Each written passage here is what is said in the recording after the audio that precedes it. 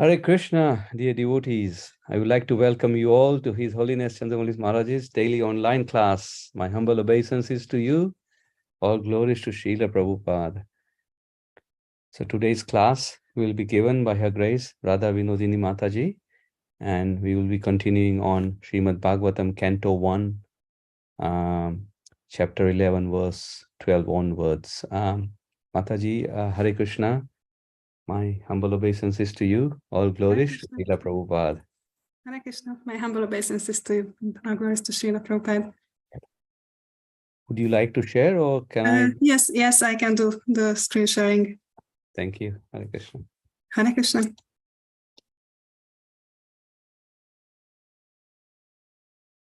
So, Hare Krishna, dear devotees, please accept my humble obeisances. All glories to Srila Prabhupada. We will continue with Canto 1 of Srimad Bhagavatam, and today will be a short verse and a short purport to that. So let's start. Om Namo Bhagavate Vasudevaya. Om Namo Bhagavate Vasudevaya. Om Namo Bhagavate Vasudevaya. Shivai Shodyantam Adityam Abhirauti Analanana Mam Anga Sarameyoyam Abhirebhyati Abhiruvat. Srila Prabhupada's translation. Just see, O Bhima, how the she-jackal cries at the rising sun and vomits fire, and how the dog barks at me fearlessly. Srila Prabhupada's purport. These are some bad omens indicating something undesirable in the near future. Om Gyanati Mirandasya Gyananjana Shalakaya Chakshurum Militam Hena Tasmai Shri Gurave Namaha Namo Vishnupadaya Krishna Prashtaya Bhutale Srimate Bhaktivedanta Swami Niti Namine Namaste Sarasvate Deve Gauravani Pracharine Nirvishesha Shunyavadi Pasyatyade Shatarine Jai Shri Krishna Chaitanya Prabhu Nityananda Shri Advaita Gadatara Shivasadi Gaura Bhakta Vrinda Hare Krishna Krishna Krishna Hare Hare Hare Rama Rama Rama Hare Hare.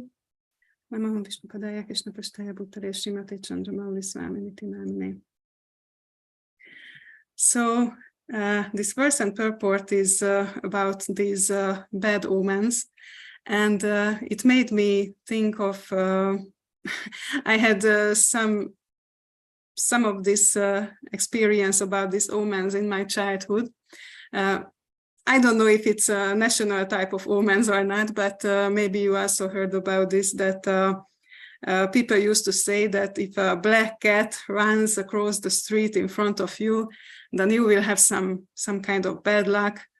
And I remember when I was a child, I was always afraid that, oh my God, when I saw a black cat, and I should be very careful so it won't run across the street in front of me, and I was really careful not to scare it away. So maybe it will stay in one place, or if it moves, it will just move slowly and walks and not runs. Maybe then there won't be some bad luck.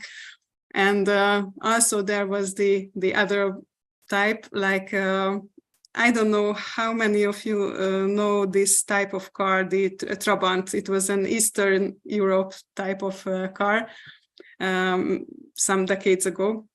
We had them in my childhood. And there was this type of so-called omens that if we see 3 green Trabants, then we will have some good luck. So I was very much looking for these green Trabants. But you know, there are also other types, and sometimes we even ourselves create some so-called made-up omens. I remember even as a devotee some years ago, I had this. I had one sari which I sometimes dressed up in for giving classes, and I had this experience maybe 2 times that, oh, my class was somehow sort of okay in this sari. So later on, I just developed this, that, okay, this is my good luck sari. And if I put it on myself, then the class would be better. So obviously it has no basis. But anyway, probably you also know that sometimes we just connect some events, good or bad, with people or with different signs, different objects. So it's there, present in our lives. And I was thinking, what is the cause actually that we very much pay attention to all these signs, even if it's a real sign or not? So as we know that our original nature, the nature of the soul, is that it's Sat, Chit, and Ananda. And the Chit part is that that originally we are full with knowledge. But when we accept this material body, then we will be very much limited, and our knowledge is also, in one sense, it's limited, and in another sense, it's false many times. So obviously, we are always very unsure about all our surroundings, and the other thing is that when we accept this material body and we get to an animalistic lifestyle, as Prabhupada mentioned, many times we just have this tendency that we eat, sleep, and mate and protect ourselves. Why? Because we are always afraid for the uncertain future. If there is any danger which threatens my body, if my enjoyments will be cut off and I cannot connect with the sense objects and I cannot get enjoyment, so we are always unsure about these things, and that's a problem, obviously, because that causes fear, and we try to look for some kind of signs around us which we can cling on to and try to get some information, some certainty about our situation, which is actually quite unsure. So our life is actually about, we would like to get some enjoyment, and we would like to get some certainty. But guess what? All the others have this as their goal. And it's a little bit like, you put a lot of balls on top of each other and there will be a pile of balls, but there is one or maybe a few on top. And as the material nature is always changing, always moving, those balls which are on top of the pile will get lower later on. So it's not possible for the balls to always stay on top. Some other balls will come and challenge, some other living entities in our case, and we'll get the position and we will just lose whatever we had previously. And this is the nature of the material world. So we can be afraid, we can be fearful. It's not uncertain that sufferings will come and the enjoyment will end. It's certain that it will happen at some point. Whatever we do, it's certain that it will happen. And Krishna is the source of he is the energetic, and we are the energy. And it's not possible for one energy to just exploit the other energy. It's not the nature of the energy. The nature of the energy is that it's always changing. So it's not possible to get certainty, to make sure about our situation if we could only connect to other energies. So just imagine like there is a fire and some sparks are there which come out of the fire. And just imagine that these little sparks just would like to connect to each other and exploit the other spark. But even that won't help them. So at some point, the spark cannot survive without the source, the fire itself.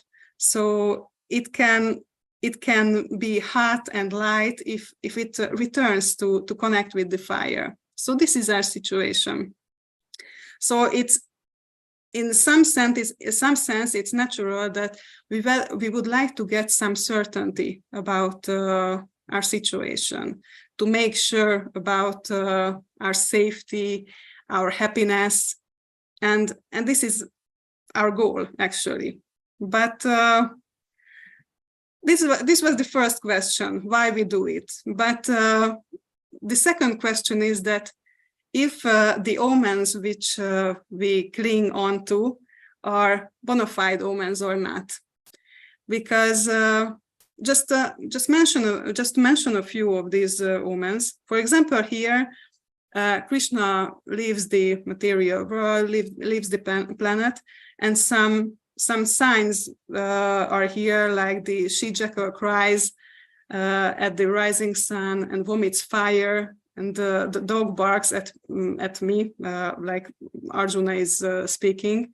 And later on, the next verses, some other signs and omens will be mentioned. But it's not the only place in the scriptures where we can read about this. Another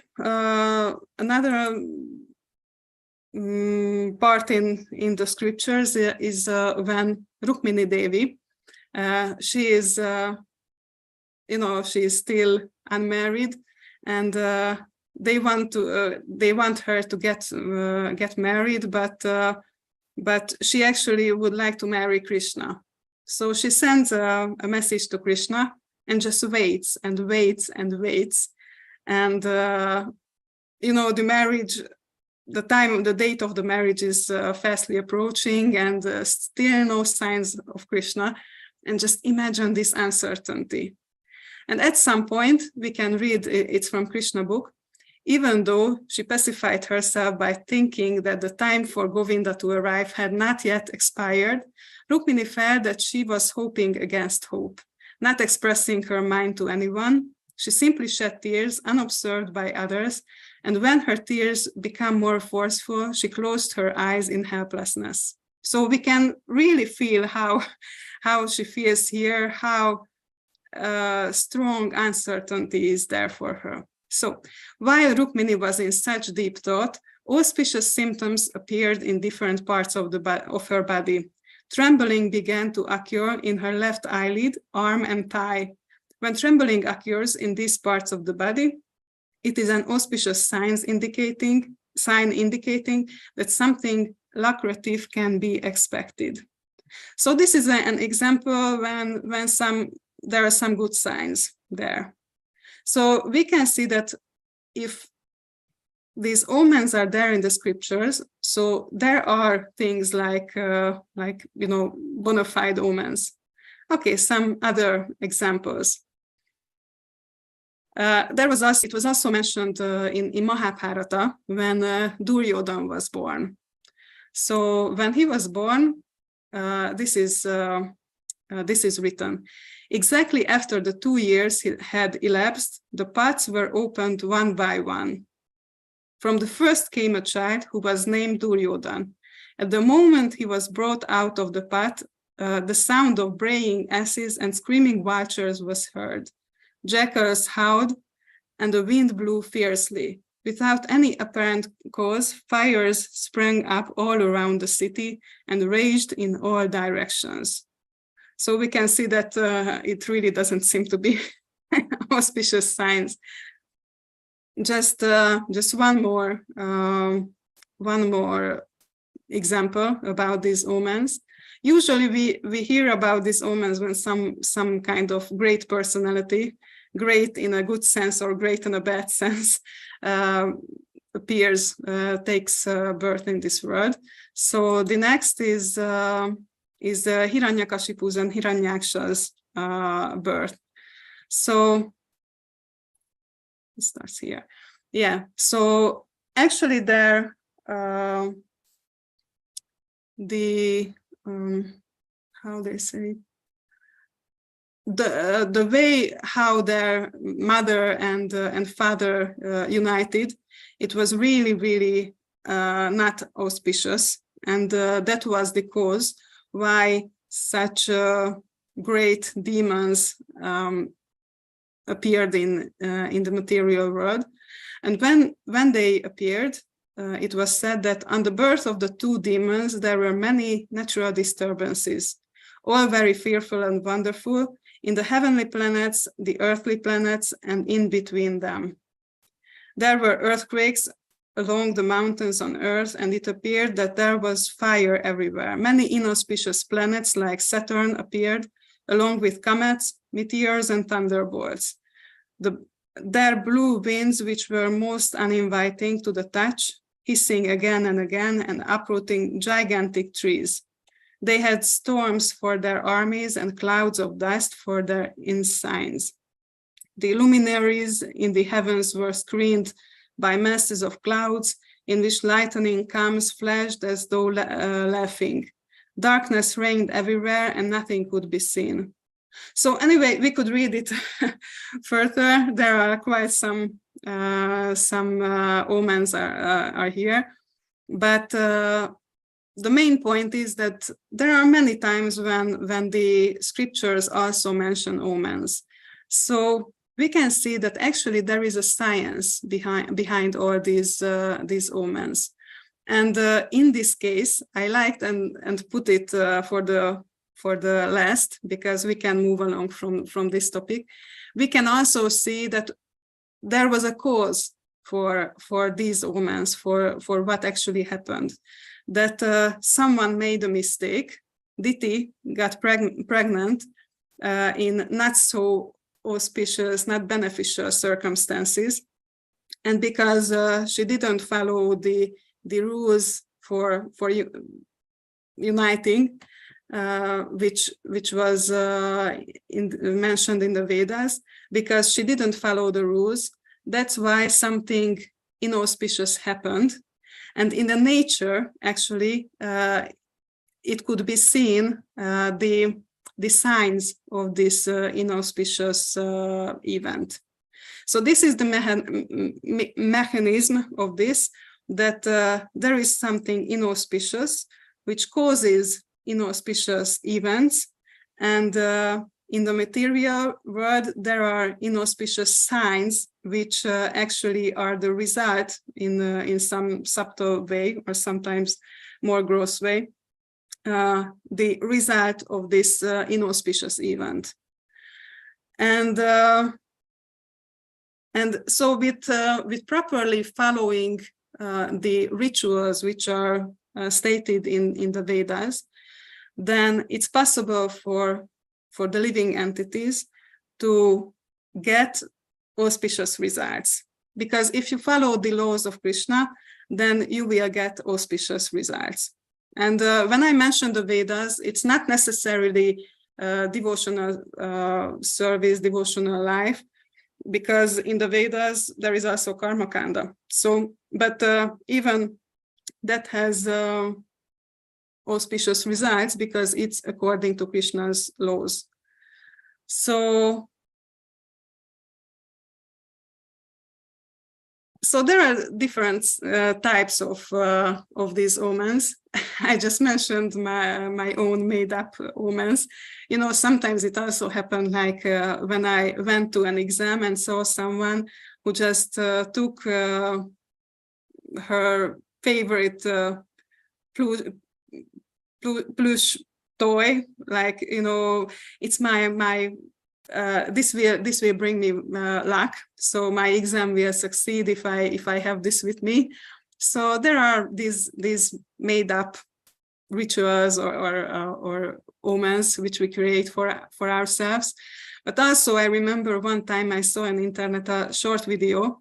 It was from a psychologist, and her sort of hobby became that she shared videos on TikTok, actually speaking about others' sentimental videos which they made up, like, oh, if you see that this person behaves like such and such, then it means that he or she is feels like this, or this and that, or likes you, or, but you know, all these were just some sentimental made up things, but they say these, they state these as facts, and this psychologist's mission was to correct these people, because this is actually harmful for others.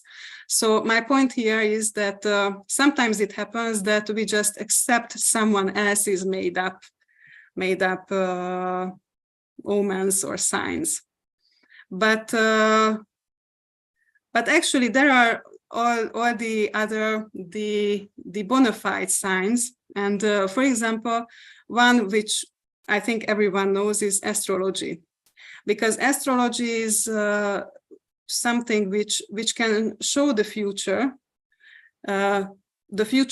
of matter, so the future of the material body, the material mind, not the spirit soul, obviously, because matter will never inform us about the fate or the future of the soul, because that's not material.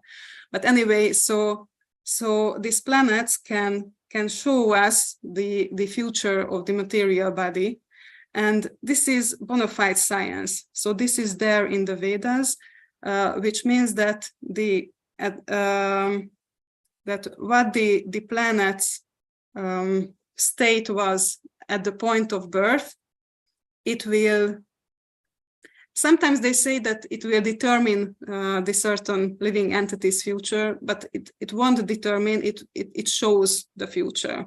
So actually see here is that the material world is sort of like a mechanism. So it's like, you know, you push a ball and the ball will roll. And sometimes we just see that the ball is rolling, but we didn't see when it was pushed. So it seems like some kind of mystical thing. And also we don't see all the other things which the ball contacted, which set a new direction for the ball. So that's why it's a bit difficult for us to see. But still, it's like a machine. It has a mechanism, how it works. And the Vedas speak about it, how we can determine which way the ball will go from now, based on seeing what is happening now. So one thing is which is interesting, that if there is knowledge, then if we have knowledge, then we can get a more clear picture. And okay, I skipped this one.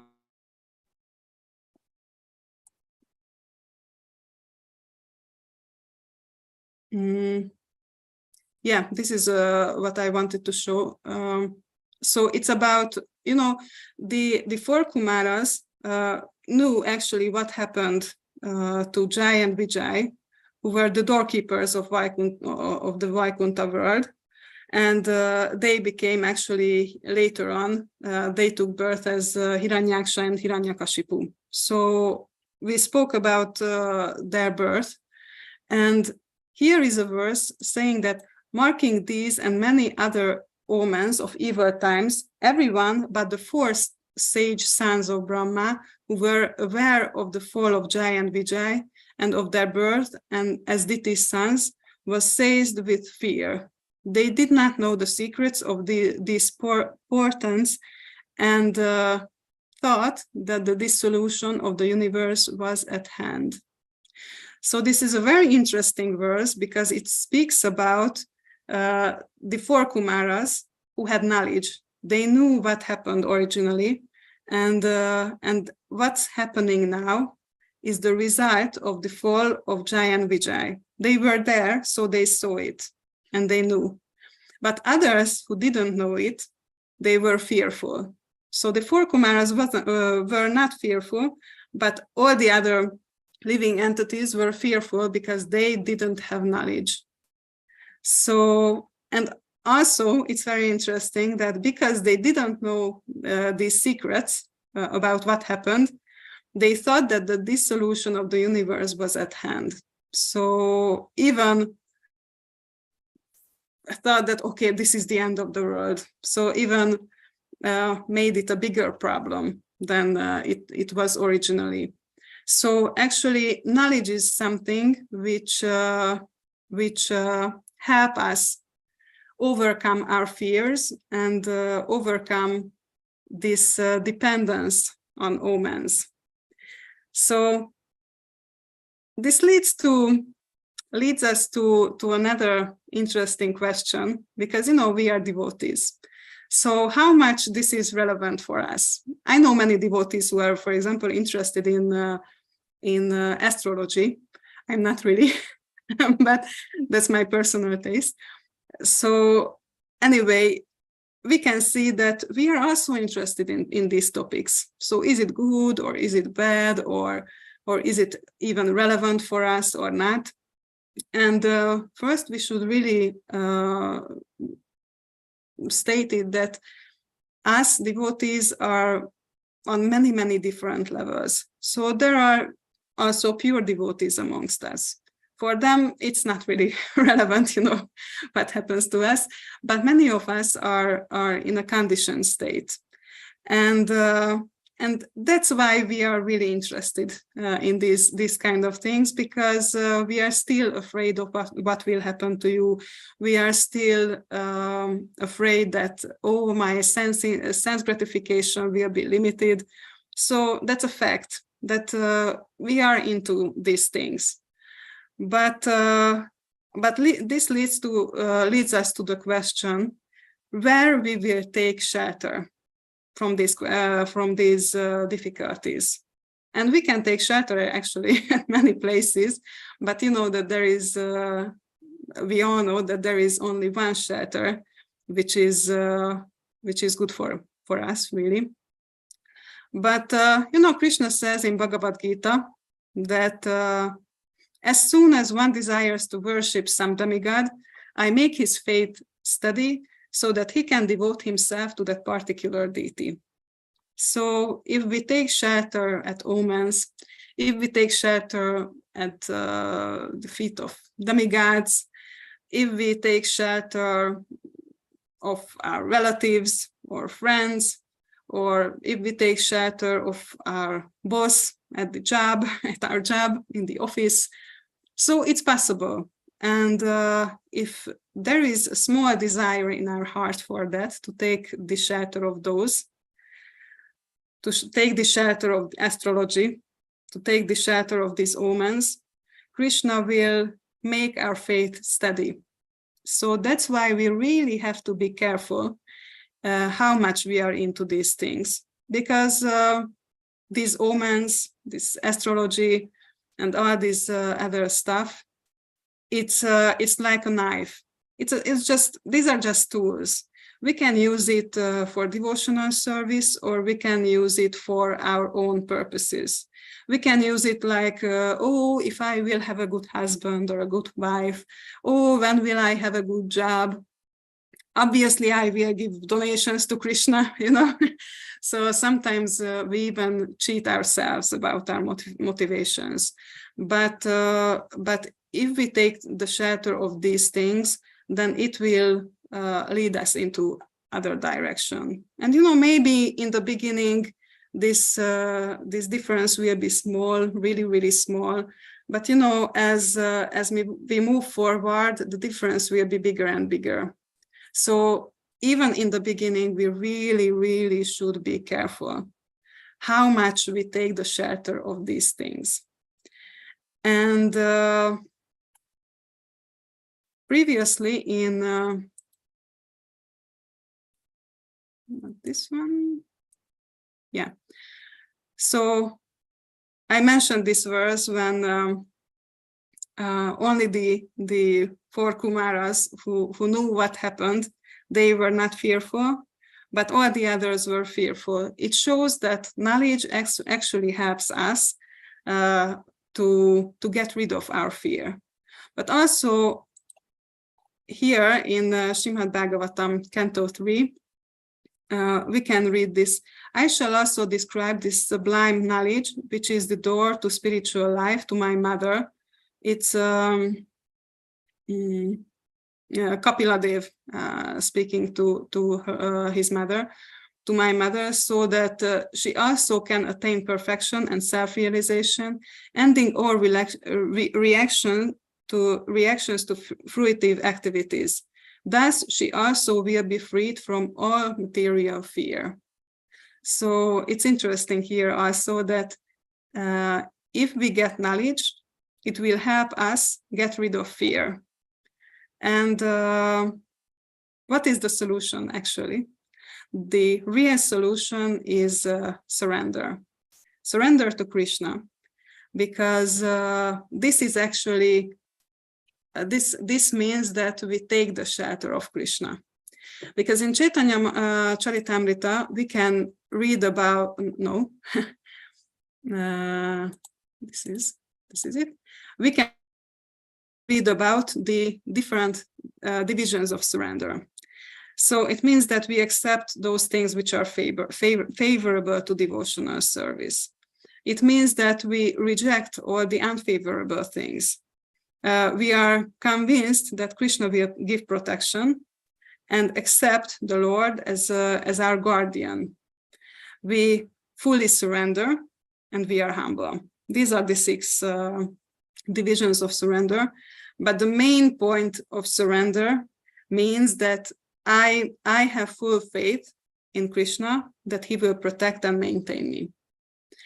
And if I have this full faith, then actually what to fear of, because if the strongest, most powerful person in the whole, not just universe, but in all the world, he's protecting me, then who can harm me? So this is what it means that we surrender to Krishna. If we surrender to him, then there is no point being afraid of anything. And this is what Lord Ramachandra also speaks about, that it is my vow that if someone, if one only once seriously surrenders to me, saying, "My dear Lord, from this day I am yours," and prays to me for courage, I shall immediately award courage to that person, and he will always remain safe from that time on. So he will have courage and he will be safe. So this is what it means that someone surrenders. And there is that nice pastime of Srila Prabhupada and Vishala Das. The Prabhu mentioned that he had some troubles with the Rahu planets for many years, and many years of these troubles were ahead of him, according to the astrologer. And so in the end, he got some kind of yantra from him, which will help to suppress the effects of the Rahu planet. So one time he went towards the Krishna Balaram temple and met Brahmananda Prabhu, who noticed this yantra on her, around her neck. And so he asked about it, and the Prabhu just told him this whole situation, and Brahmananda Prabhu said that Prabhupada said that you don't have to add anything to this process, so why you do it? And in the end, this Vishala Prabhu, he decided to ask an appointment to meet Srila Prabhupada, and told him this whole story. Prabhupada really inquired about the details, and in the end he said that if you just surrender to Krishna, Krishna with a slight kick can annihilate 100,000 Rahu planets. So in the end, the Prabhu just threw away this yantra and didn't bother with that anymore.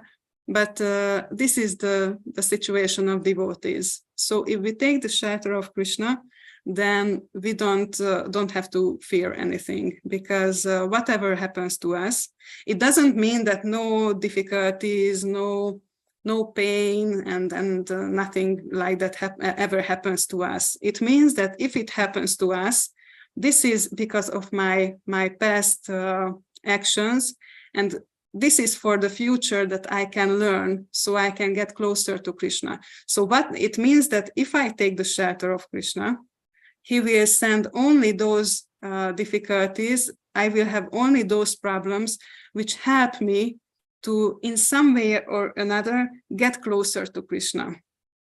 So there might be pain, there might be difficulties, but all of these will be auspicious. This is what it means.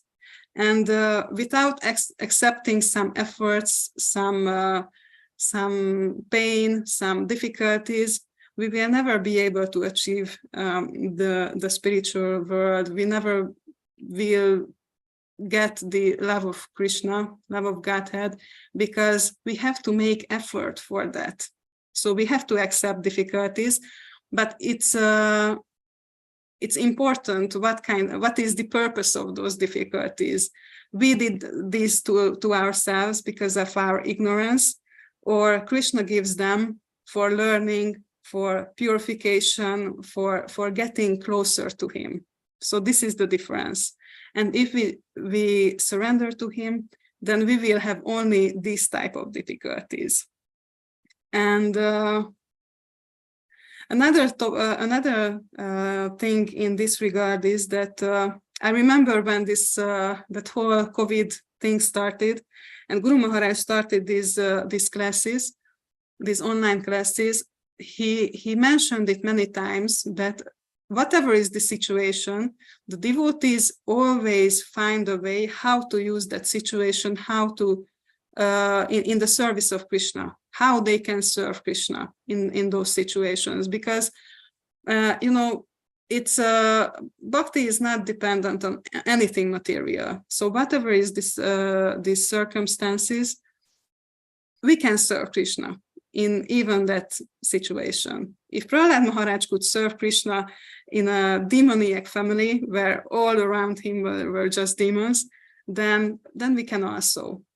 If Bilva Mangal Thakur could serve Krishna while being blind, then we can also serve Krishna. So in every kind of situation, there is possibility to serve Krishna. And Srila Prabhupada also mentions this example, that if we take the example of a typewriter, wherever you take this typewriter, it will do the same thing. You can type on it on the Earth planet, you can type on it on the heavenly planets, you can type on it in the hellish planets. So the typewriter does always the same. But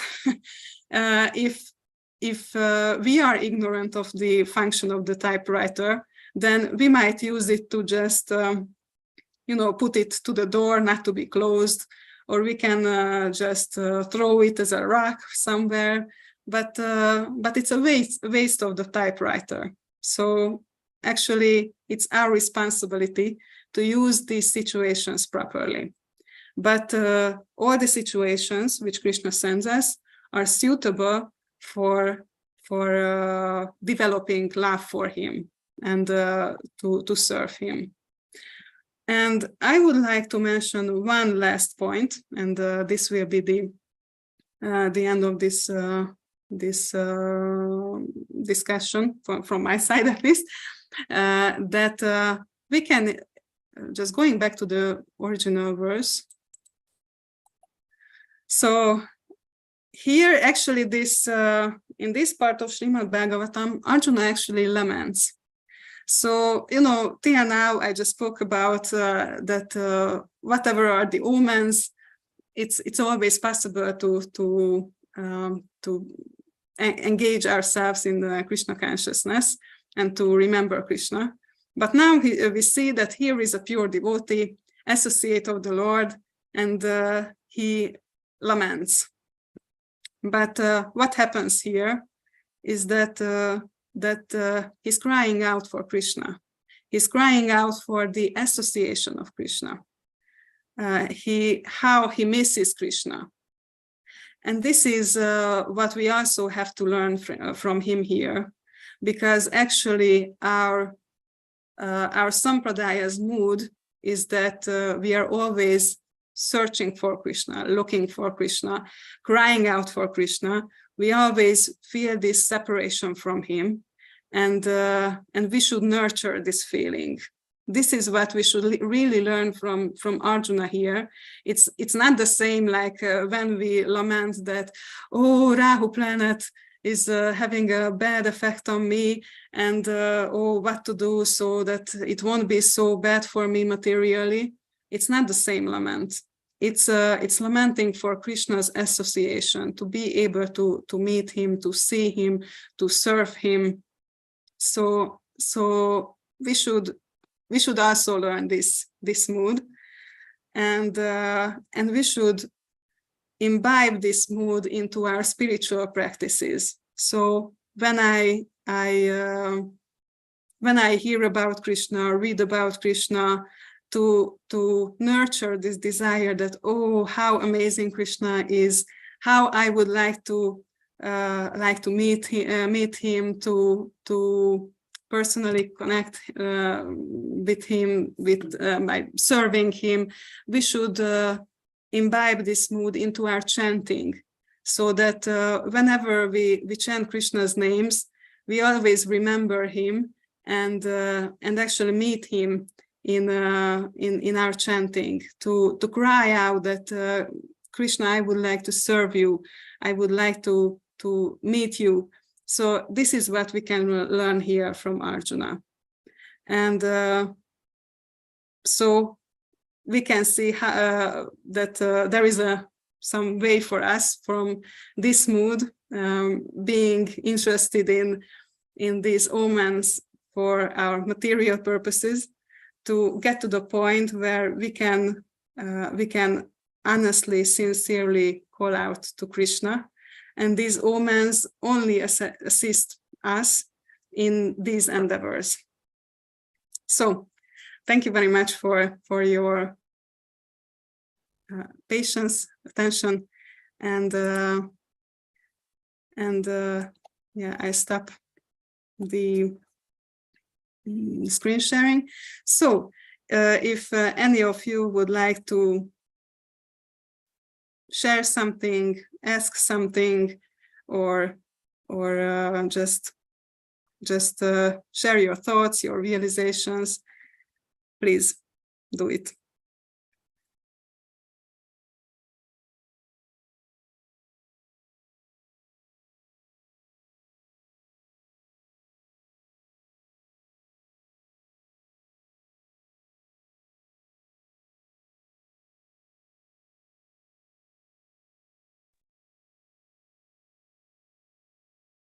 Sorry about the background noise, sorry.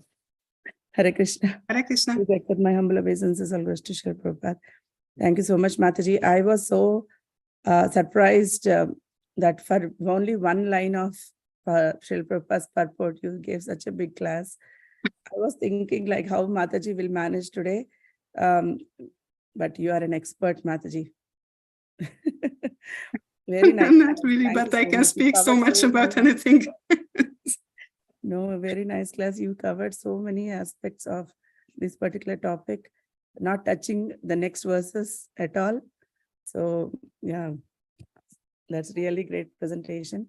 Yes, yes, Mataji. I was thinking like when you are giving class, it's like difficult to not think about bad omens or bad signs or some about astrology or vastu. So all these things, sometimes when things are not going right in our lives, we definitely want to see other aspects of these things. But yeah, as you said, knowledge is the good thing, where we'll know actually what is to be needed to be done or not to be done. So yeah, definitely we have to increase our surrender and faith towards Krishna and increase knowledge. Then only we'll be able to handle all this type of things, I feel. Yes, thank you so much for adding this. yeah, it reminds me of something. You know, I had this experience that sometimes when you know, even as devotees, we used to do improper things. At least it happened to me. I don't know how you are with this. Hopefully you don't experience the same thing. But actually, I had this experience that sometimes it happened to me that I did something which is improper, and many times in this situation we feel ashamed, and it's difficult to reveal it for others. I remember when we had in the UK there was our disciples meeting there last time, and Chitti Shakti Mataji said something very interesting, that even when we reveal our bad habits or something which improper thing we did, it helps us move forward to correct it. And I meditated on this for quite some time. And when this thing happened to me the last time, that I felt that, oh, it's so embarrassing that I did such and such thing. And it's when we are ashamed, it's really difficult to reveal it to others, because it's embarrassing even for ourselves. But when we do it, especially for those who are connected to this situation in some way, like authorities or the person whom we did the certain things to, so actually we can get the results of our action even now. And why is it good? Because if I get the reactions now, then I won't have to carry it for the future. Because if I carry it for the future, this life or next lives, then I won't know why I get this. So actually I can postpone the results, the sufferings, but in that case, how to say, there is I have to pay some extra, and that extra is the faith that, yeah, I really deserved it. Because till then I may forget why I got this result, but if I get it immediately, then I don't have to carry it for any time. So then I know that, okay, I got this punishment for this action, and then it's done. But yeah, we have our previous lives. There is no possibility to change those. But that's, at least from now on, we can take this into consideration. But for those things which we already did, and which are the causes of our present reactions which we get, we have to really have faith, because otherwise we won't be able to tolerate it in a proper consciousness. Great, Mataji, nice understanding. Yeah, thank you so much for sharing. Yeah, you mentioned example of Hanuman also, right? Where he surrenders to the Lord Rama. Not Hanuman, I think Vibhishan. Or Vibhishan, sorry. So even though he is into the demon's family, like he has such a faith in the Lord, and yeah, that's a great example. Thank you so much, Mataji. Nice class. Namrata Mataji raised her hand. Mataji, please go ahead. Hare Krishna. My humble obeisances, all glories to Srila Prabhupada, all glories to Gurudev, all glories to the wonderful service you are rendering. Yes, as Srimati Mataji said, it was just one line purport, and you elaborated so much. I really, really appreciate it, because even after reading the purport, I was thinking, oh, what can we more get from this? But you really gave so many references. And first, before asking the question, I would really appreciate what you mentioned. I mean, you gave some examples, the Rukmini examples, the examples, the Duryodhana example, Hiranyaksha, Hiranyakashipu example. So yes, this is really helping us to know that yes, omens are scripturally bona fide, and we can't ignore them. So and as you mentioned that it's like knife, you can use it in a bad way, you can use it in a good way. So that was an interesting point which I really liked. I had a question before that, is omens and blind faith same? But I think you already cleared it in your lecture. But one thing was just, yeah, you mentioned that astrology is one of the bona fide science applicable to matter, you said. Mhm. But we also have references of Jai Vijay, Hiranyaksha, Hiranyakshipu. So that was predetermined, right? And that was with the help of astrology. Then how can we say that it is just applicable to matter? Actually, I've heard it from Kadamba Swami that it's about matter. And in case of Jai and Vijay, as I understand, it was predetermined, but they took birth at a certain point of time when the planets was in a certain how to say, state. So actually, yeah, it was predetermined, but in one sense, also the planets show our fate in like the body's fate, and they also had the planets showed their body's fate. So as I understand, sorry, I don't speak really clearly. So they had a predetermined fate, but they took birth at the certain point of time when actually it showed their fate, which was predetermined. Okay. No, it's not helpful. You see? Kind of. I'm just trying to understand it in a way that, yeah, they were in the spiritual world, but because they had to take born in the material world. I will tell another example. So, for example, Srila Prabhupada's example. We know that Srila Prabhupada, there was one pastime when he spoke about how he discussed it with Krishna in the spiritual world, that he would come to the material world and he would spread Krishna consciousness, distribute books, and then he would go back to Godhead.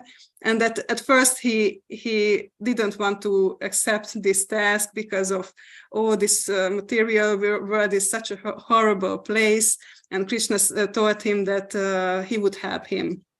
So what happened? His fate was also predetermined as a spirit soul, but when he took birth, also there was in that case there was auspicious signs on the sky, in the planets, which showed that what he is predetermined to do. So the moment of birth actually just shows what he is predetermined to do.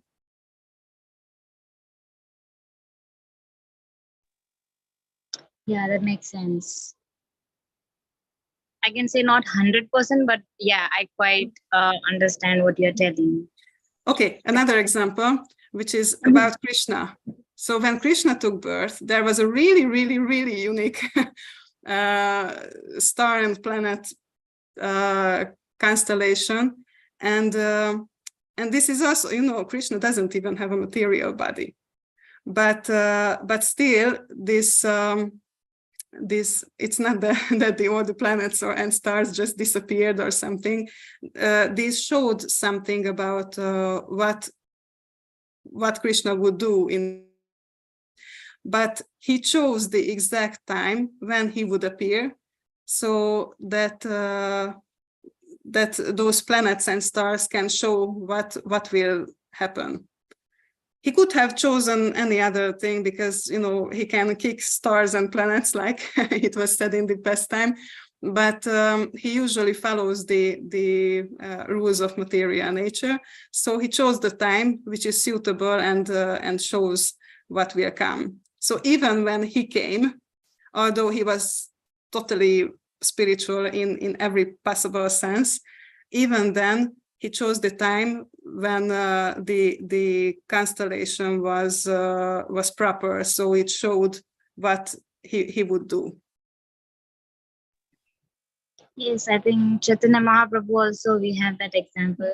He took time just to have the auspicious setting of the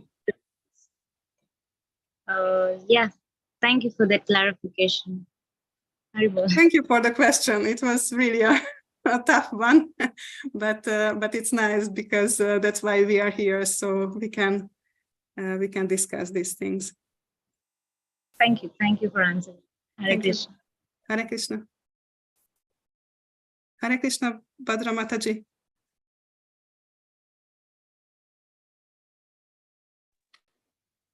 Hare Krishna Mataji. Thank you very much for amazing class. And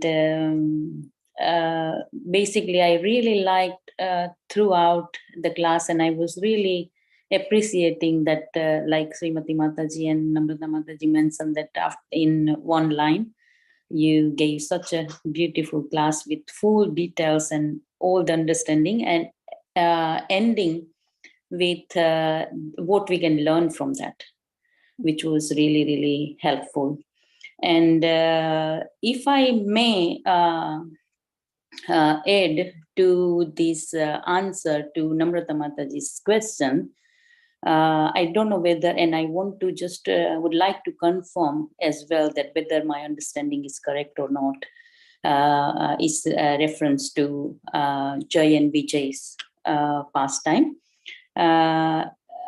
Is that right, that that good or bad signs, even though is they are coming from spiritual world, but those signs are for the people who are in material world to see that what is to come.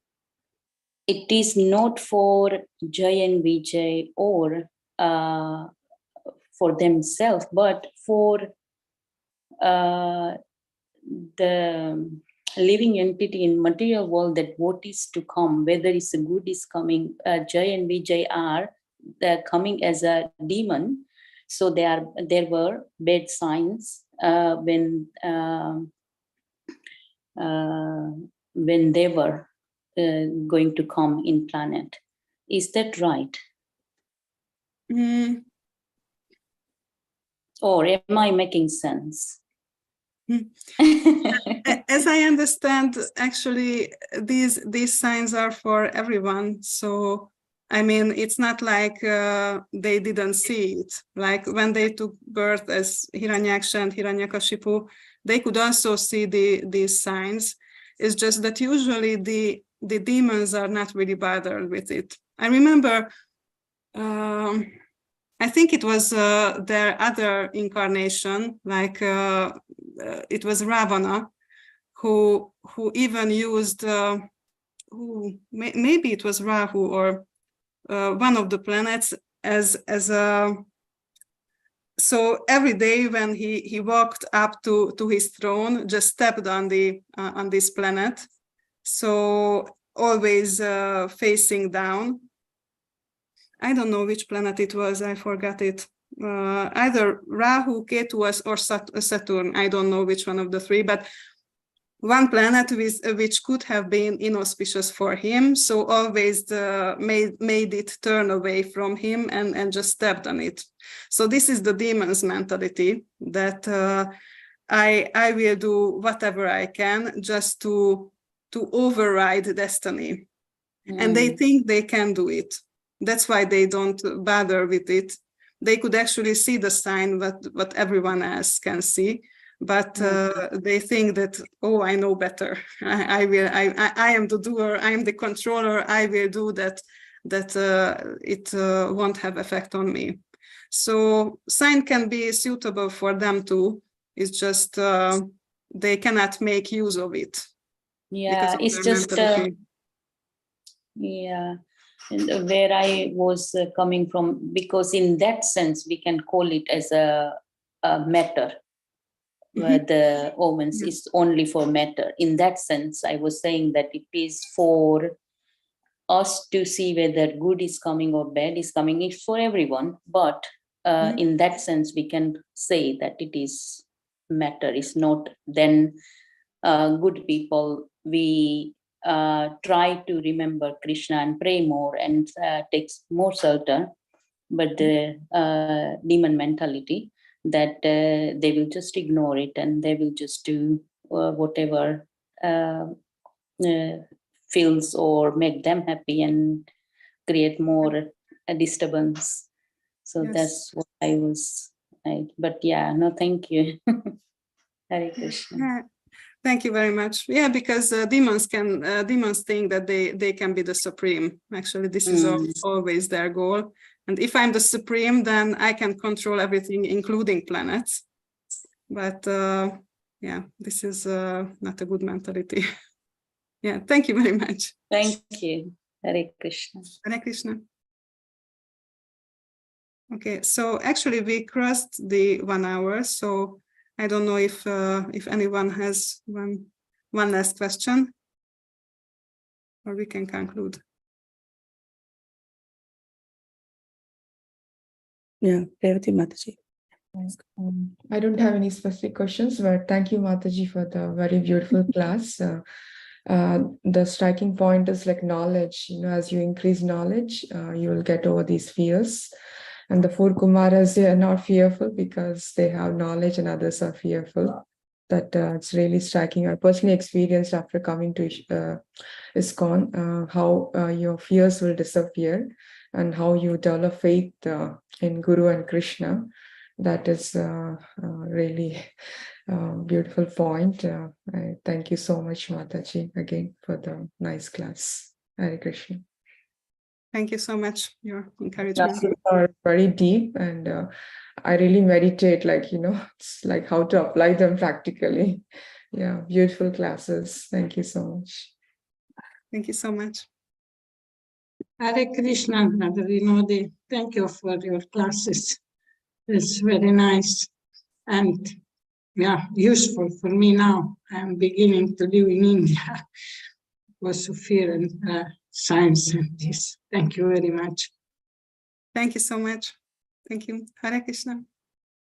Hare Thank you Krishna. very much for today's class. Scarlett Mataji. I said thank you very much for today's class. Oh, thank you for joining. Thank Okay, then I think Yes, Mataji. Yeah. Thank you so much once again. We look forward for your more classes, Mataji. Thank you everyone for joining. Vanchakalpatarubhyascha kripasindhubhyevacha patidhanam pavanebhyo Vaishnavebhyo namo namaha. Srimad Bhagavatam ki jai, Srila Prabhupada ki jai, Guru Maharaj ki jai. Jai. Thank you, Mataji. Thank you. Radha Vinodini Mataji ki jai. Hare Krishna. Hare Krishna. Hare Krishna. Hare Krishna.